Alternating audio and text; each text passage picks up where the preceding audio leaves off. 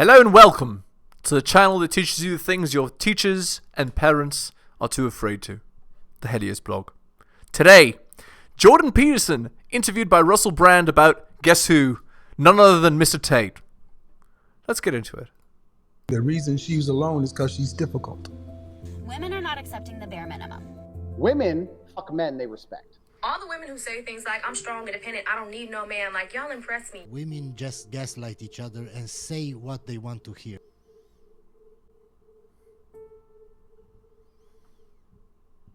Wisdom, perhaps because in some kind of my cup runneth over type way, in true ecstasy, you might burst the bounds of the self and discover the transcendent through ecstasy. Although personally, I've discovered that's a dangerous route to ecstasy.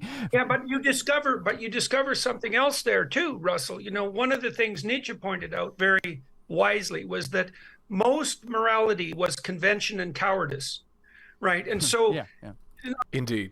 I always see this when people go after. Well, you've been in this ballpark recently, but I remember Tiger Woods, you know, and people pillorying him for his affair. Virtue is only virtue if you're choosing to say no to the options you have. If you're an optionless loser, you can't be virtuous. If you're a weak loser, you can't be what's it called? You can't hold yourself back. If you're a monetary loser, you can't be modest, right? It's when you have those things and you choose to hold back, that's when you get the prize. You know, that's when you can claim to be virtuous, not before. Affairs, and I look at a situation like that and I think to all the men in particular who were, you know, decrying Wood's immorality, which I don't approve of, by the way, and that's not my point, is like, look, buddy, if the Swedish bikini team was waiting for you in a bus when you were done your golf game, you'd be in there like a mad dog. Exactly. Most people don't have the power to resist such temptation, right? That's the point. You're only virtuous when you have the options and you choose not to capitalize on them. And so don't be playing any, you know, moral games because you're so useless, no woman will look at you. Exactly. No woman will touch me and therefore I'm celibate and moral. It's like, no, you're not. You're just stop the carp. Exactly. Contemptible and useless. And Indeed. You would fold at the first offered temptation. And for the women who are moralizing in an equivalent manner, it's like, you're so sure you wouldn't throw yourself at the feet of the first stellar celebrity that happened to wander into your line of vision. Because just because that hasn't happened to you, because you aren't desirable enough or brave enough to make it happen, doesn't mean you wouldn't be susceptible to that temptation. Now, exactly. You know, Blake said wisdom through excess, and some of that can be the ecstasy of the extreme. That was part of the attractiveness of the hippie culture. But it's also the case that if you do throw yourself into the palace of pleasure, let's say, and allow your hedonistic excesses to make themselves manifest, you can also start to understand exactly how abusive and psychopathic you can become in that pursuit. And that's a form of transcendent realization too. Yeah. And maybe there's no way of coming, like, I don't know if you can understand the human proclivity for evil until you've been in a situation where your own ability to manipulate and act in a, what would you call, radically instrumental manner actually had free reign, because otherwise your potential. Right. As I said, you can't possibly be a good person, a nice person, unless you know that you're capable of the evils and you're restraining yourself from it, therefore showing you're virtuous.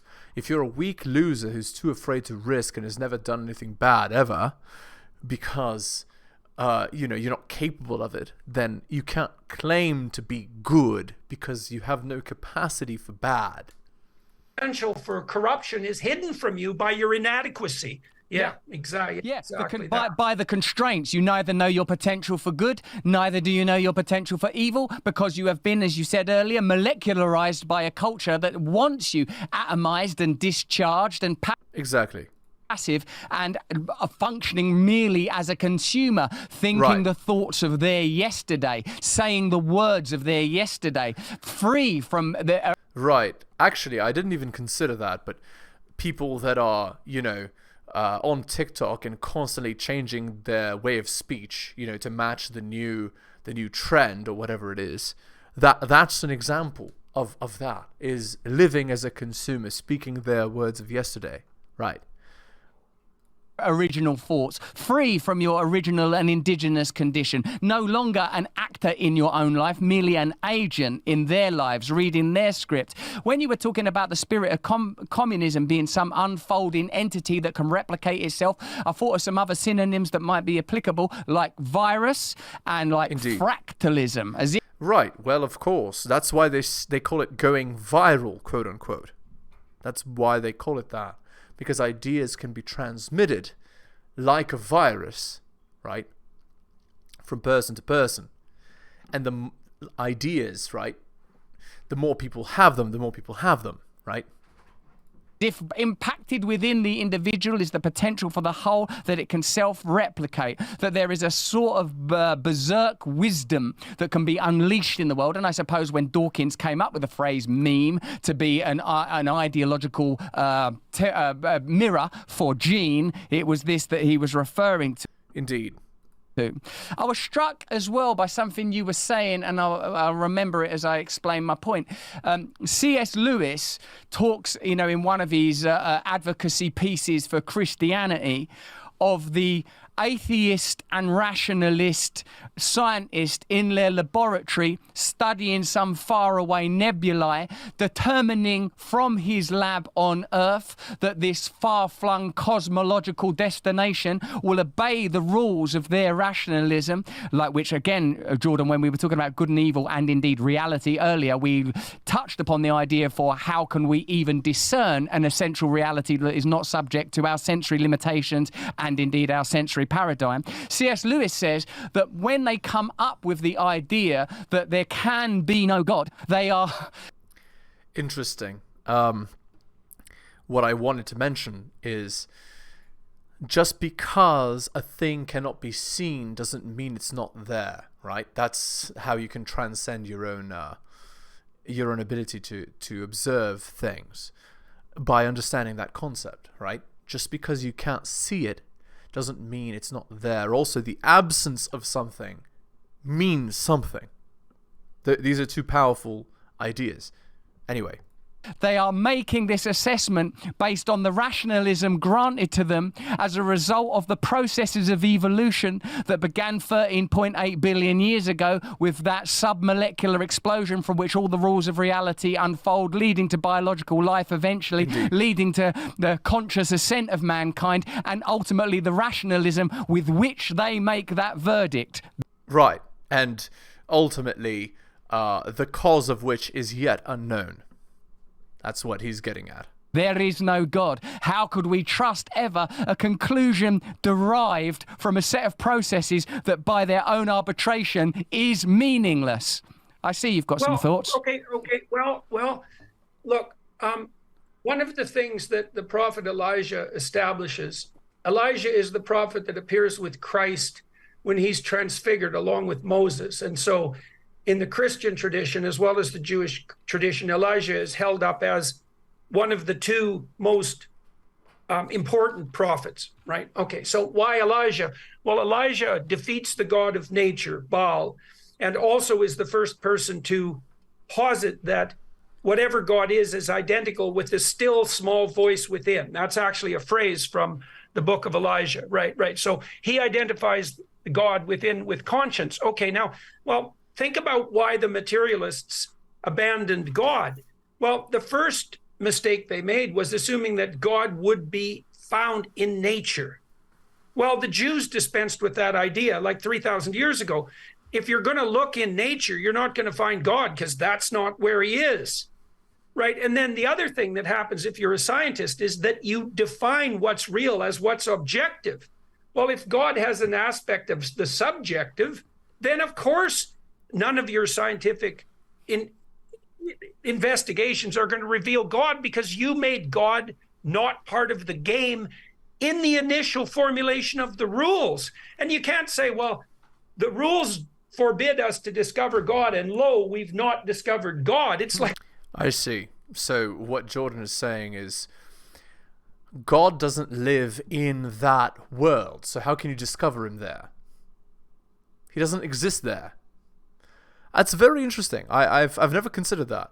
The idea that the reason why you can't find God in nature, which includes space and so on, is because God exists outside of nature, right?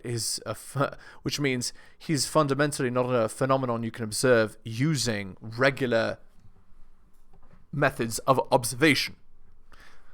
And I mean, you could make that argument for that's like that you have a feeling that there's a greater power means that maybe there is a greater power, right? It's an interesting concept. All right, let's continue. Well, you excluded him to begin with. Now, I would say, and this is why I believe I'm going to be speaking with Dawkins publicly at some point in the relatively near future. And I'm looking forward to that because there is a rigor in the exclusion of God that's actually part of rendering unto Caesar what is Caesar's and unto God what is God's. Like, we shouldn't be confusing God with what isn't God. And one of the scientifically observable phenomena are not God. So they are in two different realms. It's an interesting thing to think about. Scientists have done, the Enlightenment types have done, is certainly help us figure out where God isn't, and that's not that doesn't mean that it's a useless endeavor or it's a useless observation. No, it's true. That careful, delineated, reductionistic thought has also massively expanded our technological ability and brought with it the possibility of a kind of abundance that was undreamed of before that. Now, exactly. I don't think that can last or maintain itself without its own destruction in the absence of an overarching ethos within which it's embedded. But you don't want to throw the... Right, exactly. So what he's saying is if your only concern is progress, you're going to inherently destroy yourself. You need an ethos, you need some kind of underlying rule that puts limiters on it, right? With which I guess would be called ethics. Baby out with the bathwater, but the reductionist materialists who say there's no God in the reductive materialist world, it's like, well, yeah, what's your point? You've already forbidden the evidence that would convince you from even existing. You're looking in the wrong places. Like I think, well, what's compelling existence for the transcendent unity of all things, let's say, maybe we can use that as a working definition of God. It's, well, the alternative is a dreadful plurality. We already walked through that. What can you identify that unity with? Well, love's not a bad first pass approximation. Is it a relationship? Well, you have a relationship with your conscience, that pesky, mysterious little thing. Your interest compels and calls to you like the burning bush called to Moses. That's the same sort of notion. Part of the reason that, and Jung said this, part of the reason that modern man can't find God is because, well, he's looking in the wrong places, that's for sure. But Jung also... That's a hilariously funny. That's a funny statement. They can't find him because they're not looking in the right place. They're looking in nature for God. And of course, you can't find God there because God isn't in nature. God is the creator of nature. Right? God is the underlying thing that allows for it to exist. Although, arguably, one would say that that's actually not what allows it to exist. The fundamental particles and so on allow it to exist. But what is the thing that allowed the fundamental particles to exist? And there you go, And then you say, well, it's the Big Bang. Okay, and then we go one step before, and there's the rub. Also said that, modern people wouldn't look low enough. Maybe you discover God in the radical realization of your own insufficiency and sinfulness. That's a classic idea. And I also think that's true. Yeah. I think that is the case. I became convinced of the religious substrate of existence, mostly from studying evil, not from studying good. Huh. Indeed. It's like... Yeah, and also in despair, in Bethlehem, the king will come, not in the palaces of your life or in the opulence of your life, but when you're down among the animals in the manger, this... Right, I've heard this expression before. The devil can take many forms, a book, a woman, but when you're alone, the devil takes his true form. The devil comes personally. This is where the king will be born. This is where the chosen one will be found. Right. Oh man, I've got so many questions. One The is, lowly. yeah, the lowly.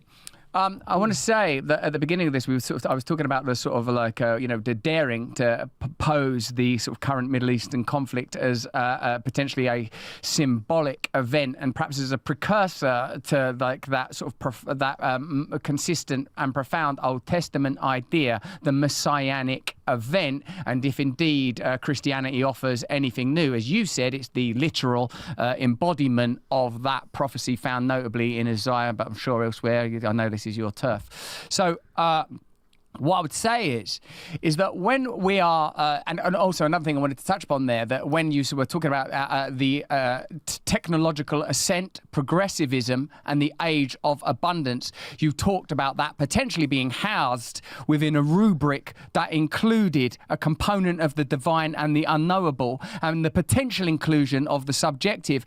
Interesting to note, of course, that when these explorations and investigations are conducted, they always buttress hard against consciousness itself, whether it's within the double slit area or indeed just trying to determine what subjectivity might actually be. And this, again, perhaps consciousness is God, right? Maybe that's what it is. It's us all linked to each other with this thing that makes us more than meat bags that are just, reflexes and desire, desire for food and sex and so on. I don't know. It's complicated. This is what's the question? This is a question of philosophy as opposed to a question of science. Idea indeed of the symbolic itself being the interface between the psyche and the material touches upon a Jungian idea that I know is important I imagine is important to you. Certainly it seems important to me, vital at this time, that synchronicity ultimately becomes the observed lack of distinction, the porousness between the inner and outer worlds. That if indeed there will be a symbolic end time, a rapture, an apocalypse, an Armageddon, the thing that it feels sometimes that I've been personally facing and perhaps we're globally being confronted with right now live on your TV sets, is it possible that we are sort of experiencing some aperture, some birth, some, almost in a W.B. Yeats, potentially in a W.B. Yeats way, like slouching towards Bethlehem, this dreadful thing? Or could it be, and is part of our shared goal here, to discuss the potential of a return of Christ that might not be personal, and God knows I don't know what the Christians mean by it, but a kind of an awakening within us all that acknowledges that what we have to recognize is that there is an overarching ideology around technology, progressivism, materialism, and individualism, and that ideology is unitive, darkly unitive. It is a shadow force. It is Satan. It is the idea that the end point of this is one central authority, one central ideology, denial of nature, denial of God, the hedonic. Interesting. That is something I've never considered before, but perhaps the satanic idea of individualism and greed, like that's embodied in the West, and is headed for global markets. Arguably, it's already hit in every single market on Earth. It's an interesting concept that once every human being believes in this radical individualism and so on, that Satan has won, right? And it's time for another reset. It's a very interesting idea. erotic and pleasure as a substitute for divine connection, and that only the ultimate sacrifice, the denial of the ego, the ultimate sacrifice, the denial of the self, the small self, is the only key, the only vessel, the only branch that we can offer to some potentially forgiving God. Are we at this point now? So William James, who was the father of modern psychology and wrote a very interesting book on religious experience, varieties of religious experience, claimed, and this is partly what he was looking for, that human beings needed the moral equivalent of war.